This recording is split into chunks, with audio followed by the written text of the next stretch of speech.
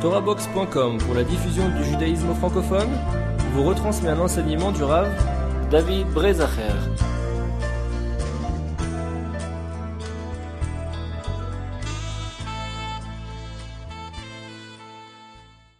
Alors, on va parler aujourd'hui de la philosophie grecque. On avait développé la semaine dernière la culture grecque.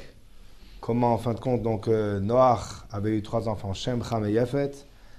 Et comment Yefet, qui aurait dû utiliser donc la beauté pour arriver à une finalité qui soit, en fin de compte, la reconnaissance de l'harmonie du monde qu'Hachem a créé, il en a fait un but en soi et qui était au service de l'homme plutôt qu'au service d'Hachem.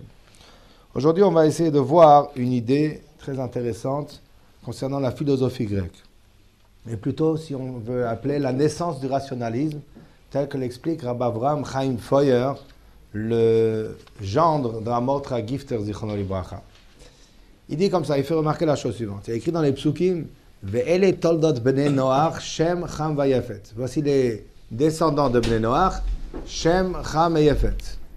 Vayivaldu lahem banim achar hamabul. Ils ont eu des enfants après le déluge.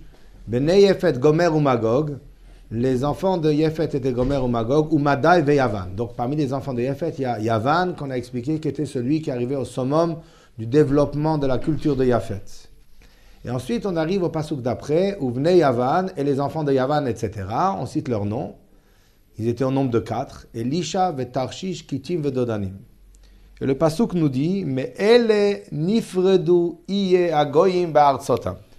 C'est de cela que se sont dispersées les différentes îles des peuples selon leur terre, Ish lilshonos, chacun selon sa langue, le Mishpochotam selon leur famille, Begoyem par leur nation.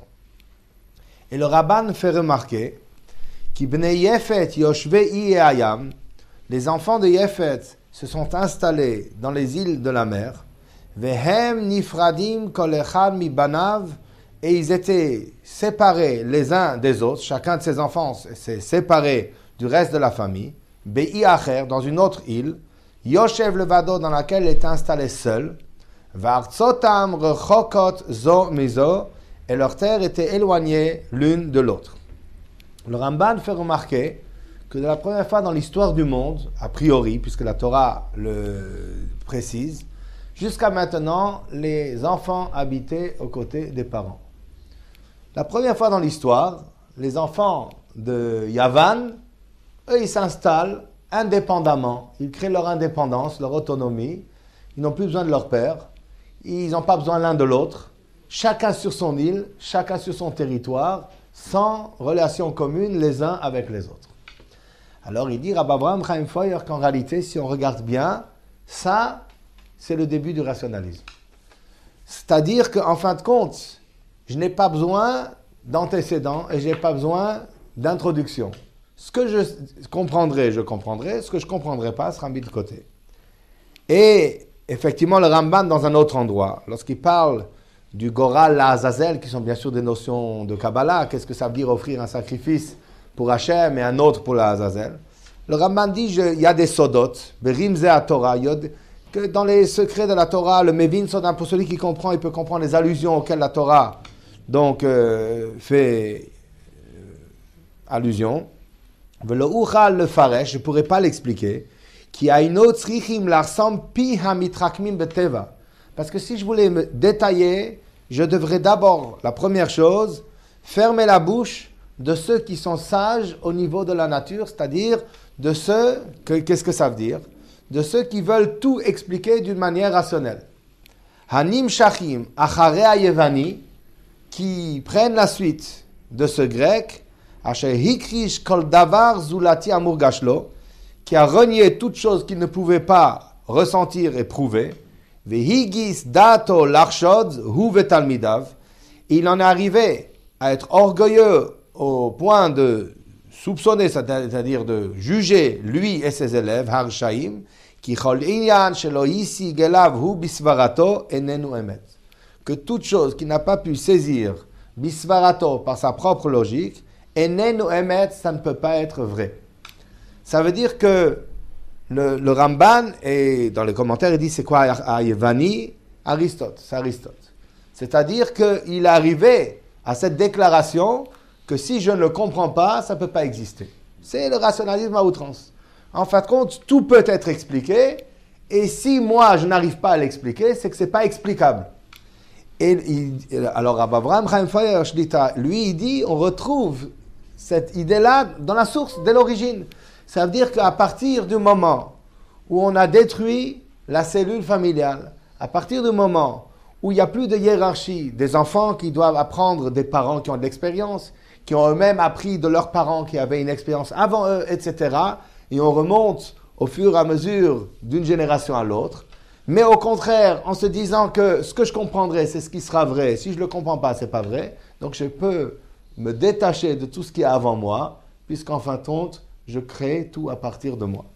Et ça, c'est cette idée-là qu'il y avait donc dans cette philosophie-là. Jusqu'où ça va? Alors, on va voir un texte de la Gemara et comment les Mfarshim le commentent. Il y a dans la Gemara l'histoire connue dans Masechet Bechorot de Rabbi Yoshua ben Hanania qui allait visiter les sages d'Athènes. Donc, les partisans et tenants de cette philosophie grecque. Et la Gemara nous raconte que tout leur débat qui s'est fait par anecdote et qui s'est fait par métaphore et par allusion, et ce sont des sujets très profonds.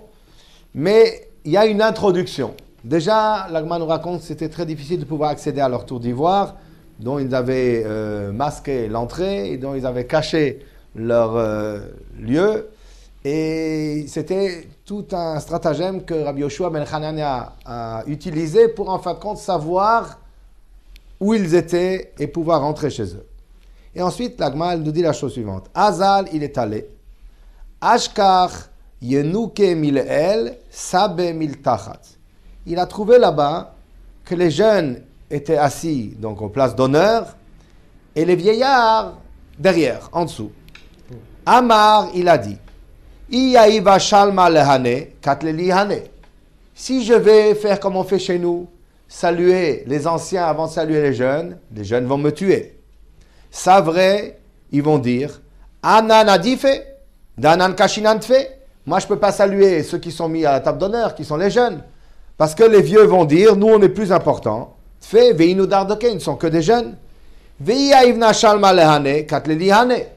Et si jamais je vais saluer donc les vieux avant de saluer les jeunes, alors les jeunes vont me tuer. Ça vrai, ils vont dire, Anan adifin, nous sommes meilleurs. Deatvina leel, nous sommes à la table